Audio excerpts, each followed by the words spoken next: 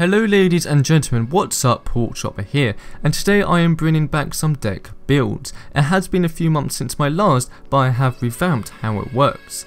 So today's hero is Feng Mao, which I'll be doing a guide on later next week, so stick around for that. And the deck build is focusing on making Feng an offlane bruiser god, with enough health to be tanky while also being able to split plus lanes and burst down opponents like an offlaner should. It's a rather simple build, but like I always say, master the hero before you start going very technical with decks. The build has two unique cards with thermo-bond and status gem, both universal. Thermo-bond can be changed if you aren't against a heavy CC team. Swap it for something that can offer ability armor if you wish, or just more health and power. The build will just work exactly the same.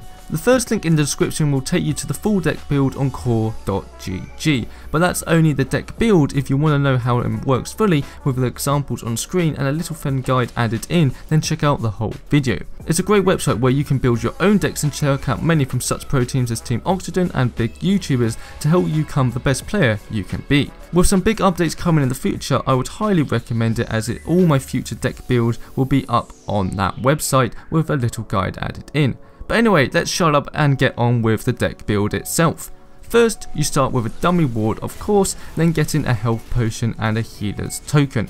Being in the off lane, it is all about staying alive, and this is the best way with no mana potion needed. You should aim to back with at least 3 card points to get your proper ward, if not just buy the other healer's token until you can.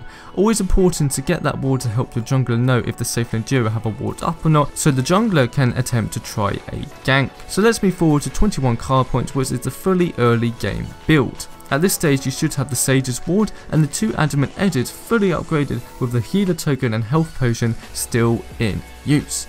Adamant Edge is one of the most efficient early game cards to give you power and a little extra health, which is a bonus rather than mana for Feng Mao. Both Adamant Edges and Sage Wards, as you can see on screen, will have 3 minor strikes, so you're going to have a lot of power early on. By now you'll have an extra 102 power and 180 health. That's a lot of power, and the build doesn't really add much more onto that, but focuses more on building the tank side of the deck.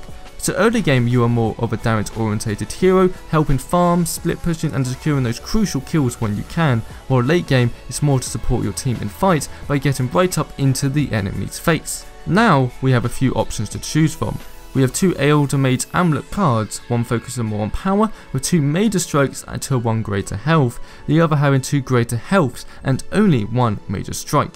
This gives you the option if you want to build more health or still add more power into your build, depends on how the game is going. If you feel the other team is focusing you down more, which is bound to happen as you are a melee hero, and at this stage being in the mid game, team fights are happening, then getting the extra health would be preferable, and that's what I usually go with. There is also a tempered plate for some basic armor, but I would rarely if ever get this before an Elder Mage, only if the other team heavily has basic armor, like say their carry is getting overfarmed and is doing too much damage to ignore. So for whichever Elder Mage amulet you want, swap it out for one of the Adamant Edges and fully upgrade that Elder Mage, making 27 card points out of the 60 total. After this you even have a bigger option, get the other Elder Mage amulet, the tempered plate, or even now the thermo-bond or status gem. Reason I didn't recommend these cards before is because thermo-bond works a lot better with more health, as it heals based on your max health, and with how expensive it is early game it's just not needed.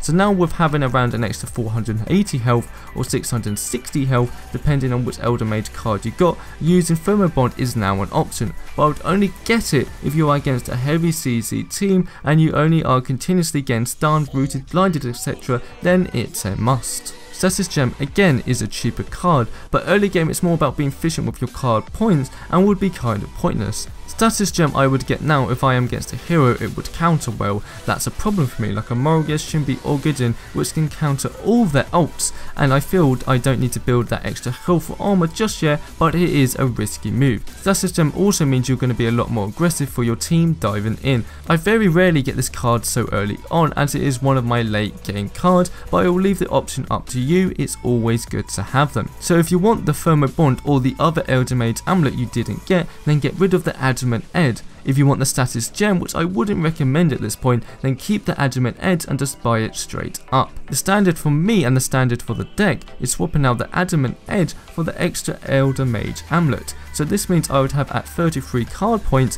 both Elder Mage upgrades and the 6-point Sage ward, still with the health regen token and health potion. This means I will have an excellent 960 health and 96 power, so you will lose just a little bit of power when swapping to the Elder Mage cards for now. So at this stage you would have the ward and 2 of your final build cards, whichever they may be. Again, in the normal circumstances it would be the 2 Elder Mage amulet cards, but again, unless something drastically changes, then those are the cards I would go for. Whichever of those 2 late cards you have, though, I would by the time you acquire the 3rd late game card, you should have thermo-bond in your deck. It is an essential card for any tanky melee hero currently. Like I said at the start of the video, you can do exact same deck without thermo-bond if you are not up against a heavy CC team. Get rid of the healer token and health potion to make the 8 card points easier to acquire for thermo-bond. Now with this build you will have used 38 card points and most of the build is complete, which is good, so you don't have to wait to the late game for the build to fully come online. Now we have a few final choices. You can upgrade the thermo-bond card for the ability armor and health, get the 8-point tempered plate for the basic armor, or purchase status gem. At this point it really is up to you, depending how the game is going. Status gem gives you more power and can help if you have to be the proper frontliner in fights rather than split pushing. Tempered plate for the basic armor, and upgrading the thermo-bond, like I said, for the ability armor and health. Personally, I go for the status gem in most circumstances, then the tempered plate, and then finally fully upgrade the thermo-bond, and that's that. With 60 card points and at level 15, this is how your Feng Mao will look like. You will have 120 power, meaning your basic attacks will do 170 damage, hamstring a 258 damage, and your ultimate Earth Shatter will be doing a whole 560 damage, while also having 1589 standard health, with the extra health 1320 from cards, totaling 2909 health again at level 15.